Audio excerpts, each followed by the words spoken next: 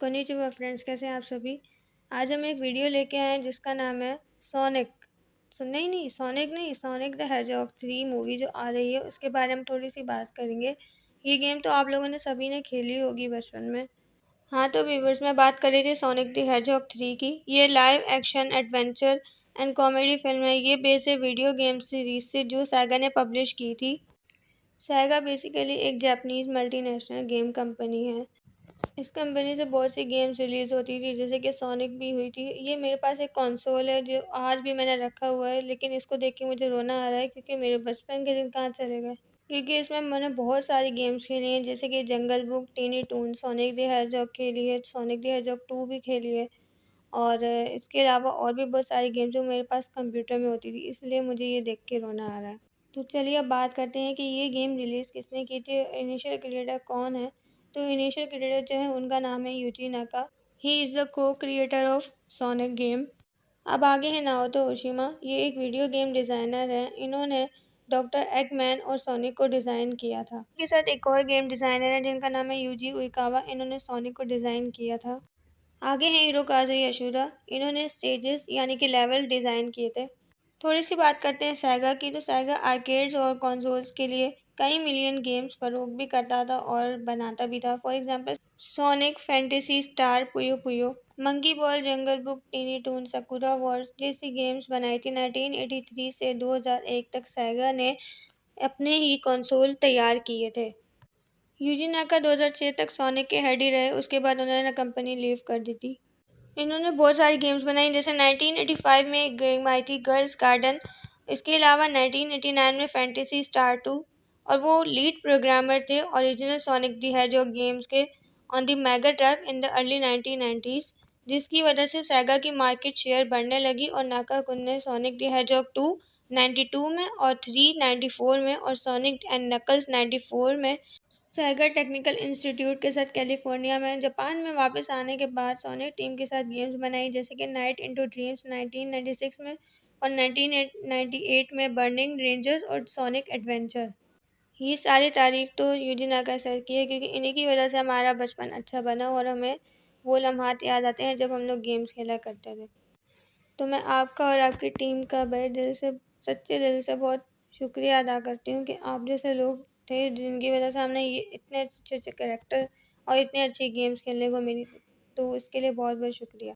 तो अब बात करते हैं सोनिक की मूवी। जो film live action movie release हो रही है दिसंबर में। तो सोनिक द हेजहॉग 3 की मूवी रिलीज़ हो रही है 20 दिसंबर 2024 को पैरामाउंट पिक्चर्स के जरिए यूएस के थिएटर्स में रिलीज़ किया जाएगा।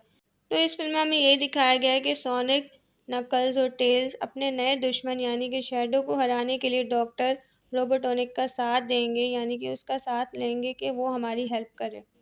तो इस ट्रेलर में हमें यही दिखाया गया है कि शैडो बहुत ही ज़्यादा पावरफुल कैरेक्टर है, उसके सामने नकल्स भी कुछ नहीं है। नकल्स तो है बहुत ज़बरदस्त कैरेक्टर, लेकिन इस ट्रेलर में हमें यही देखने को मिल रहा है कि नकल्स, सोनिक और टेल्स जाते हैं डॉक्टर रोबोटॉनिक का साथ लेने के लिए।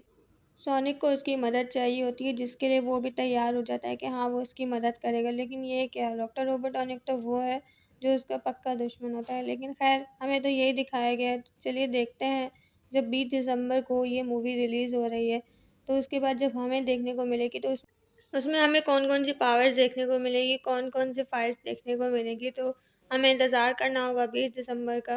तो चलिए अब बात करते हैं मेन कास्ट की। जो सोनिक, नकल्स, टेल्स और शैडो को आवाज़ दे रहे हैं उनके नाम कौन कौन से हैं। तो सबसे पहले है बेन शिवर्स, जो ब्लू हेजहॉग यानी कि हमारे सोनिक को आवाज़ दे रहे हैं। इसके बाद है कोलिन और शॉनेसी एज माइल्स। टेल्स पावर जो एंथ्रोपोमॉर्फिक येलो ऑरेंज फॉक्स को आवाज़ देंगी। एंथ्रोपोमॉर्फिक का मतलब ये है कि जिनके पास इंसानी खसूसियात हों या जज्बात हों, यानी कि हमारी कैरेक्टर टेल्स है, वो उड़ भी सकती है अपनी टेल से, उसके बाद ट्विन टेल्स होती हैं। अब आगे है इद्रिस एल्बा। ये नकल्स द एकिडना, ये एक कैरेक्टर है saga sonic the hedgehog series का। एकिडना का मतलब ही यही है कि जो हमारा नकल है उसके पास शॉर्ट नोज़ होती है, यानी कि छोटी नाक होती है। तो इद्रिस एल्बा इसको आवाज़ देंगे। अब आते हैं केनू रीव, जो आवाज़ दे रहे हैं शैडो द हेजहॉग को। ये प्रोजेक्ट शैडो नामी एक खुफिया सीक्रेट गवर्नमेंट प्रोग्राम से बनाया गया है। एक रेड स्ट्रिप ब्लॉक हेजहॉग है। केनू रीव बहुत ही फेमस एक्टर है। इनकी फिल्म्स आप लोगों ने देखी होगी, जैसे कि मैट्रिक्स आई थी।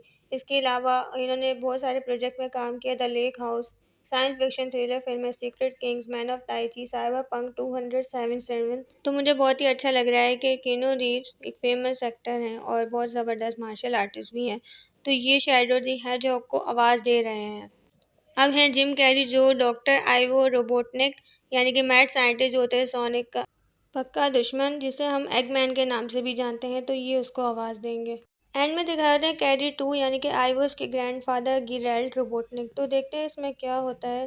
तो ये इस गेम सीरीज़ के मेन कैरेक्टर्स हैं जिनकी वॉइस कास्ट के बारे में हमने बात किया। इस फिल्म को जो डायरेक्ट करें उनका नाम है जेफ फॉलर। ये अमेरिकन फिल्म डायरेक्टर है और एनिमेटर है। तो आज की वीडियो में मैंने सोनिक द हेजहॉग 3 की बात इसलिए की क्योंकि ये इसमें मेरा पूरा बचपन गुजरा, तो इसलिए मैंने इस टॉपिक पे वीडियो बनाना मुनासिब समझा। तो अगर आपको वीडियो अच्छी लगी तो प्लीज़ लाइक और सब्सक्राइब कीजिए और ये बताइए कि क्या आपका फेवरेट गेम यही था, और अगर आपने बचपन में कोई गेम खेली हो तो उसका नाम क्या है, और अगर आपने सोनिक खेली हो तो इसमें आपका फेवरेट कैरेक्टर कौन सा है। तो तब तक के लिए सही होना रहा।